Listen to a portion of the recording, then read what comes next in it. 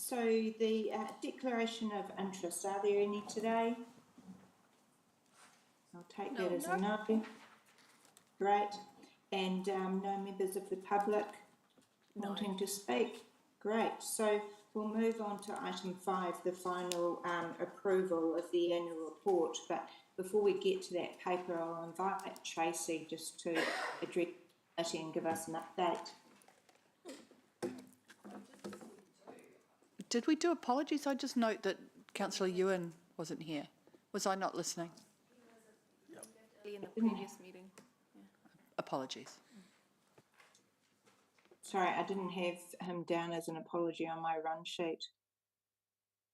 Do we have an apology, Amy? Back. Sorry, what was that? Personal medical appointment for half an hour, and I understood he was coming back, so he'll be whenever he gets back, I guess. Okay, so we can just note that. Right, over to you, Tracy. Oh. Chair Kieran. So hello everyone. There are 2 reports that we're presenting to you today. So what I thought I'd do is just take you through a bit of the process for some of you that are new to this and with the first annual report. So one of the reports we've got today in front of you is the actual annual report for 2022-23, and one is called the summary annual report, which, as the title suggests, is actually just a smaller version of the main report. So these 2 reports are prepared by 2 teams. So the non-financial service performance indicators are compiled and managed by Katie Nudd, while all of the financial information is overseen by Sarah and the accounting team.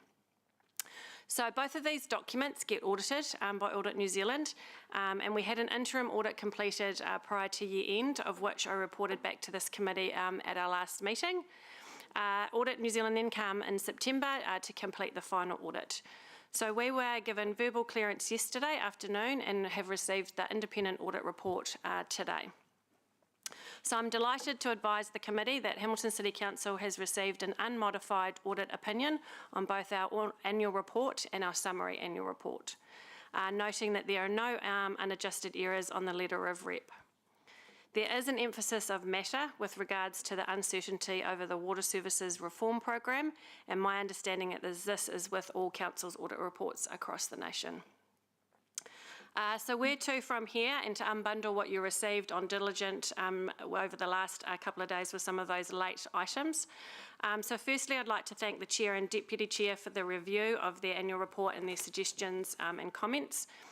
If any of the committee members today have any further questions or comments on either of these reports, then I'm happy to answer them or take them on board during question time. Unfortunately, the summary report has only just been updated due to some changes, but these will be reflected when we get the summary report finished today. So I'm proposing that we get both of these reports corrected and sent back to the designer with all the edits and changes in time for the council meeting next week.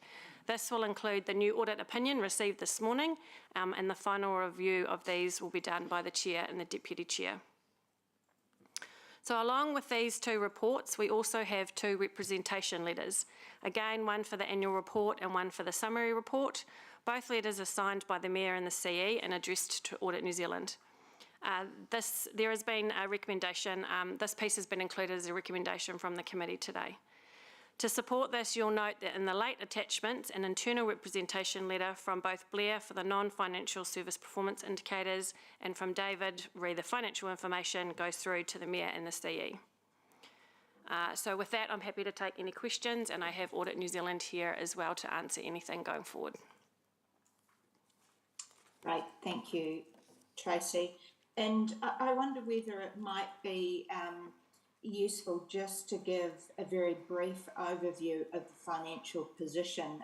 It's easy to get bogged down in the detail of the audit and the various disclosures, but actually this annual report gives us some valuable financial information. Did you want to just give us a brief overview on that, Tracy? Sure. So in the August Finance and Monitoring Committee meeting, I presented the draft June results, which showed a balancing the books number of about $27.6 million. That has changed in the annual report, and we're now reporting 29.7. There's a lot of ins and outs with a few things that we needed to do, but the main change in that space was around finance costs. We had put some interest costs in against a capital project and didn't realise that we weren't supposed to do that, so that got put back into the P&L under our finance costs as well. So that's the biggest difference between the two results. So. Okay, thank you. And before we open it up for questions on the annual report, I wonder whether we might just hear from Clarence as to how the audit went.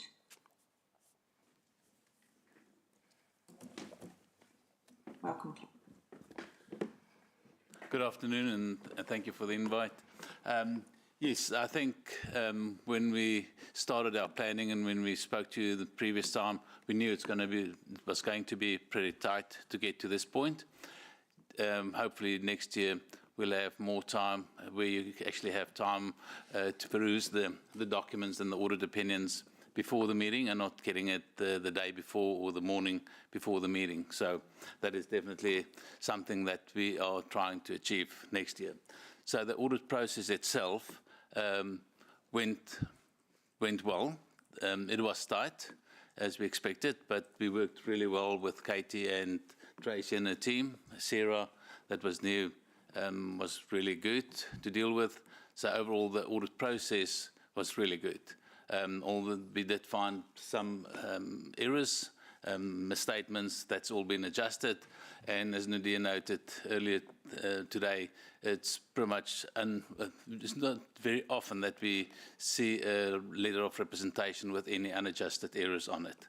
So because we're so pressed for time, it was really good to get all the errors adjusted.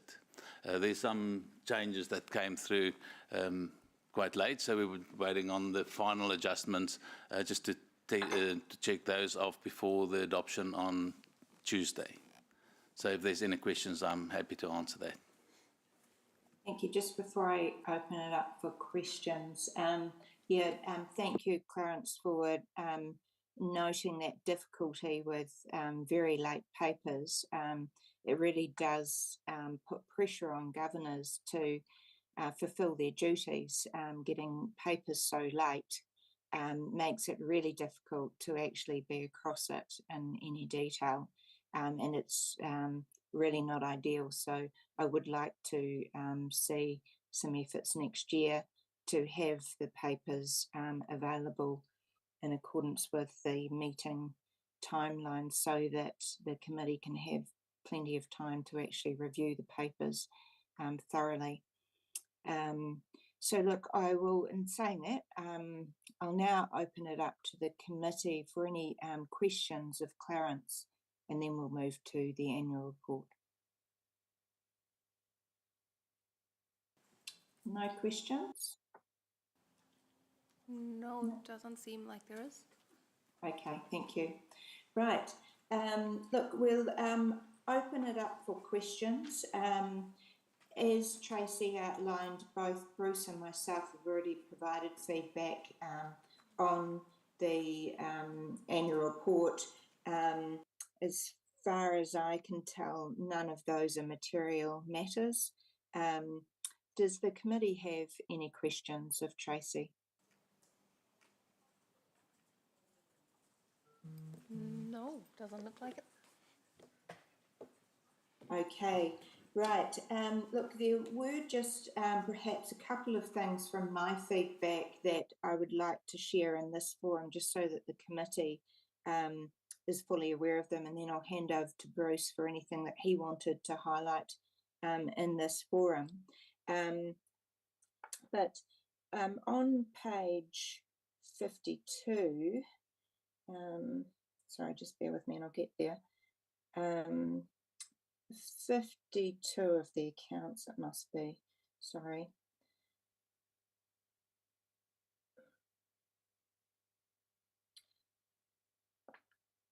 So yes, there was an issue with the spreadsheet last year on a couple of the statement of service performance items, and that's been rectified this year.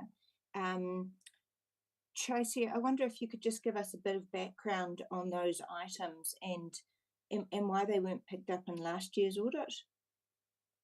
Sorry, Kieran, which page are you? Sorry, so it's page 69 of the pack, 52 of the accounts. Okay.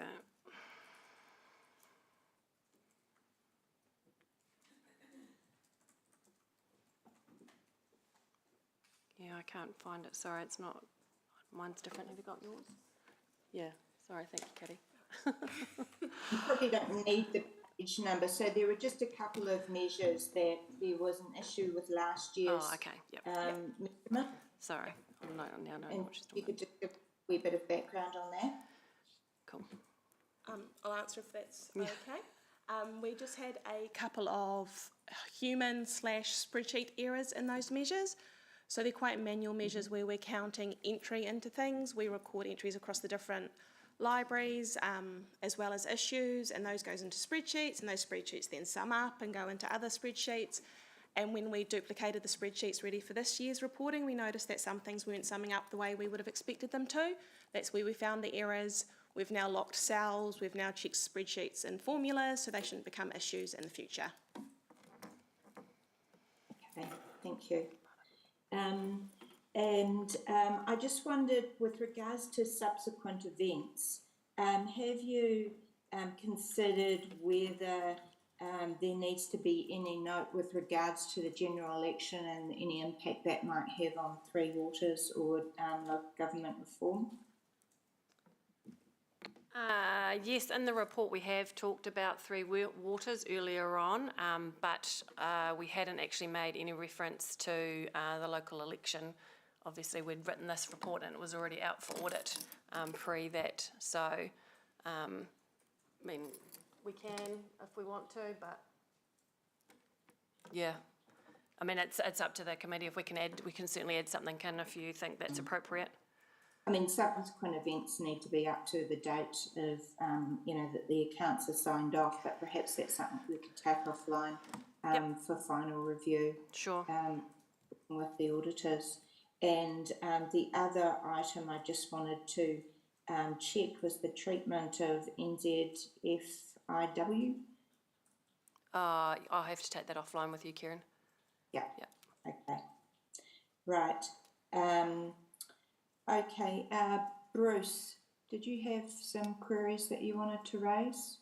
Look, at this stage, Kieran, I don't have any queries. I think through my review, hopefully they were readable, Tracy. I've given a sense of direction. But look, perhaps given I did eventually get a chance to, or I did eventually review it, there might be just a couple of comments that could be useful for the committee to hear, because I was looking for two things. One, a sense, particularly up front, of does our sort of summarisation of the year look like the year the committee members have actually been through? Does this look like the Hamilton City that we know? And I think it's a very good report, by the way. I want to come back to that point at the front end. It gave me a strong sense of what's actually happened in Hamilton for the year. But I'm external. I'm from outside. I'm from even outside the city. There is that key question: has it captured the key things? I think my view is it probably has, but as I say, I don't actually live within it. And I thought it was incredibly useful. I think the other thing is that obviously that forms the core of the summary document, which if we're going to be able to engage with our community, we're going to be able to complete our accountability to our community, is going to be key. So I gave a focus on that. I did provide some comments, but they were, as I think you've said, Kieran, they were not material, but they were ones potentially of refinement, improvement or enhancement, if I could suggested I could help with that. So that in itself is reasonably important. The second thing that I have looked for in this is that because this is a document that is externally verified by Clarence and his team, is it going to help us know that we have an externally verified base that helps us with particularly our long-term plan? I mean, there's lots of other data we've got to put in around it, but this seals off, if you will, the year that we've got going into doing the key planning. And I thought, again, it was a very good document, very clear about what our performance has been, both in particularly the non-financial performance, because, man, we've got to look at our levels of service, I suspect, relative to their costs, as well as also the financial information. And I find it clear. Can I say, out of interest, it almost seems like a critique. We have shown, I think it's great. I don't want in any way to be seen as a negative. We have been so committed to explaining, clarifying, being clear. It almost looks like a management report in places. So I suspect if we had a very strong editing, we might find it changed a wee bit. But it's brilliant. Seriously, this is a good report that actually gives me, as an external reader, perhaps a bit more knowledgeable than the average. But a lot of people that would want to look at and investigate, sorry, that's a fire alarm out here, look at this, they would learn a lot about Hamilton that has been externally verified and actually means it's really, really effective. The only other thing I would say, Kieran, and if I can call on my experience elsewhere, and this is sign week for local government, I don't generally believe councils have included any subsequent event note around the change of government. I mean, I think we're well aware of the political positioning taken by the incoming government or the incoming national-led coalition, whatever form that takes, that they have made statements around Three Waters being out by lunchtime, is it, and the RMA going out. But I think we have, and Clarence can probably confirm this, we can generally accept we can only play with what's in front of us at the moment, and that's the existing legislation around Three Waters is still in place, and the note reflects that. And it's even more, at least in the corridors of discussion, more tenuous really where the RMA goes. So I think in a sense, Kieran, I haven't been party to a report yet that has used the subsequent event note to note the change in government. But you may want to argue a different perspective, and I'm open to that. But no, I don't think many have at this stage. Okay. Look there, Kieran. I'm very, there's no comment, there's no question about it. I'm very comfortable with where this has got to. Appreciate there's there's the publishing side that Tracy's mentioned as I came online, which is absolutely great. I think it's a good report, and it's great that we have got an unmodified opinion, and indeed, I think to the point that Clarence said, there's no unadjusted areas, is great. Yeah, great. Look, before I move to next steps and thank yous, I think Mayor Paula has a question, and David also has a comment. So over to you, Mayor Paula. It's kind of a question comment. It blurs the lines. Just in terms of what Bruce was saying around it, the report, in some respects, looking like a management document. I presume you meant as opposed to having a stronger governance lens, or wasn't quite sure? So sorry, thank you, Paula. And as I say, I've risked apparently being like a criticism. No, I think sometimes there is so much detail in it. It looks like a report, a detailed internal report rather than one that is trying to summarise. Right. That's not, I want to stress, Paula, not a criticism what we have here. I think from a readability perspective, from a consumption perspective, that may be something to look at, but I wouldn't want to really detract from the detail in here because it's all really valuable. Cool, thank you. That clarifies that. Just a commentary in terms of the summary document, which we've worked quite hard on. I guess we've tried to marry that up against the original 5 visions that the city has been quite clear on for the last 4 years. And so you would see potentially, Gordon would see that as a robust situation where you share a vision, a strategy, priorities with your community and you report against those. Is that what you would expect in terms of a summary document to do? Oh, sorry, are you asking me, Paula? No, I was asking audit just to make sure, you know, because... Oh, sorry. Yeah. Sorry, because I'll I guess... I'll sit with it. No, that's right. I guess from my point of view, we're always trying to communicate in the best way and we have obligations to report as determined by audit, and those exist. And then we have, like you say, the exercise of assuring our community that we're doing our work properly and we're accounting for what we do in a transparent and honest way. So I was really just referring to that bit because we deliberately chose the approach of Lance, of talking about the 5 visions, didn't we? And the outcomes that we were trying to achieve under each of those. And I assume that's considered a best practice approach. Something that we like in the approach, we always look at the LTP, the framework that you put up front in the framework. You talk about the 5 priorities in your vision, whatever. And you follow the same framework in your reporting back. So Right. That's what you... So that's what we've endeavoured to do. And I know that going forward, because you use these things, the annual report, to forecast and go forward, obviously.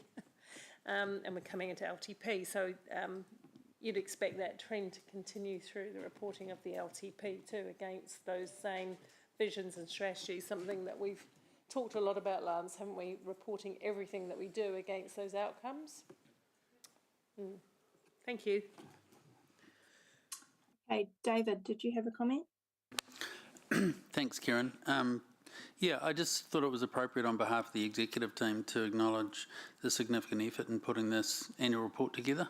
There is a significant amount of staff involved in preparing the information for the non-financial service performance measures. Of course, the finance team do an amazing job putting the numbers together, managing the audit, and then there's the comms team in terms of what we need to produce at the end of the day. So on behalf of the exec team, I just wanted to shout out to all those involved and say thank you.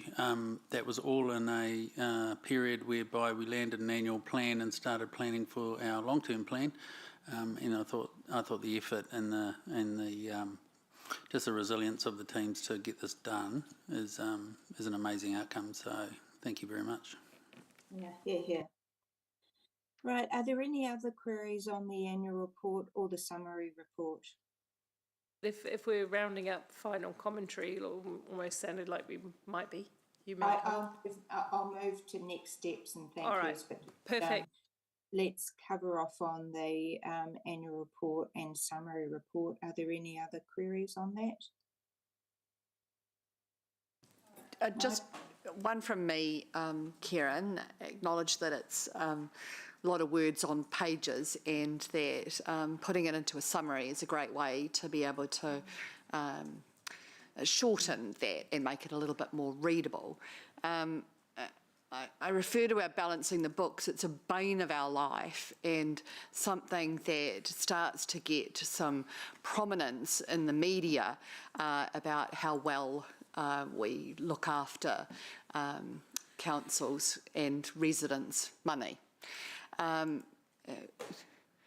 We've made the preamble quite long, and I do note with some glee that we also are demonstrating our own balancing the books measure along with the government measure. But if they were on this next to each other, it would show a much clearer example of how we can be compared perhaps with other councils, apples for apples, rather than the conservative measure that we use and the negative impact that we see from that in the media, potentially when they report on the worst of those outcomes. So just a comment from me with regard to putting them together side by side so that you can see, they won't appear next to each other in the book in the booklet like that, or how might it? Physically, you're meaning put that graph and that graph right beside each other. Yeah. Okay. That's something we're seeking for the LTP anyway. Yep. Yeah, you're not, yeah, it's just physically changing the page. Indeed, yeah. There's nothing we can change about the information in it. No, but no, certainly the messaging that we can gain from that could be much more positive. Yeah, okay, thank you. Sorry, is that Mayor Paula speaking? Oh, Would so you- Yeah, sorry, I we was can't, just seeing audit react a little bit. I just wondered what the reaction was. it's not about the actual putting the two graphs together, it's just about physically putting them underneath each other. Yeah, but it's not complying with GAP as it's on. No, it's just physically on a page. So have the two graphs still, but physically put them, literally that graph down there and that graph up the top. I think that's what I'm saying. Yeah, Could I just ask that audit okay. comes to the table to speak so everybody can hear? I think that's all Actually, that was. I suggest that we take this as an action point to our review All with she's the wanting to do final. is physically show it differently in the document. I think audit on the have a page. view on it, and I just would be That's all interested she in wants. hearing that. Sorry. Thank you. So this, your internal measure is not part of our audit opinion. So if you include it as part of that's other information, if you include it as part of the DIA measures, which is complying with GAP, it's a different measure, and that's why it can't be on the same range. I hear what you're saying that it will be more comparable. So let's take it offline and see if there's a way of actually accommodating that. Let's take it offline and see if we can satisfy both requirements there. Yep. Okay, look, if there aren't any further questions on the annual report or the summary report, perhaps if we could just outline what the next steps are. Tracy, you did outline in your initial presentation that from here you'll incorporate any feedback from myself, Bruce, and from today's committee, get that to the designers, and then can I suggest that it's then circulated to myself and the Deputy Chair, Bruce, for final review prior to recommendation to Council for adoption next Tuesday. The rep letters going from the Council through to audit will need to be finalised as well. We've got one of those rep letters in the pack, but there's just a paragraph that needs finalisation there, and we also need to see the rep letter for the summary report. So can I suggest that that myself and Bruce do a final review on those, and then we should be ready to recommend through to Council on Tuesday. And I'll, if you're happy with those next steps, Tracy, we can then move to the recommendation. But was there anything else you'd like to add there? No, I think you've covered it, thank you. Okay. And before I move to the recommendation, I would just like to summarise by effectively reiterating Bruce's comments that it is a really good report. It is a lot of work pulling a lot of information together, but it is a really important document for our community. It sums up the year's work, and I think that the team have done a really good job putting that all together. It is a huge job, so well done, and thank you for that. So if we move to the recommendation, sorry, I'll just need to get back into Diligent. The recommendation on page 7 of the pack. So the recommendation is that the committee receives the report and recommends that Council adopt the annual report 2022-23 and the summary annual report for the same period, and approves the letter of representation to Audit New Zealand to be signed by the Chief Executive and the Mayor on behalf of Council. Can I just perhaps suggest that we add that is subject to final review of these documents by myself and Deputy Chair Bruce Robinson?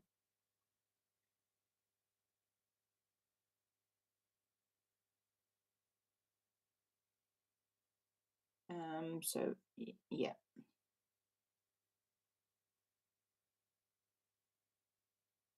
The chair and deputy chair.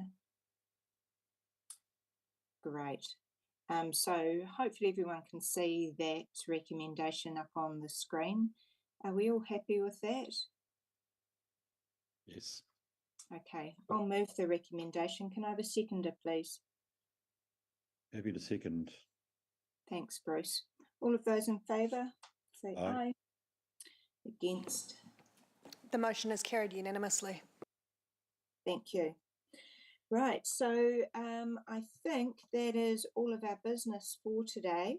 Thank you very much. I understand that you've all got to go back into another meeting, so I'll let you go and get on with that.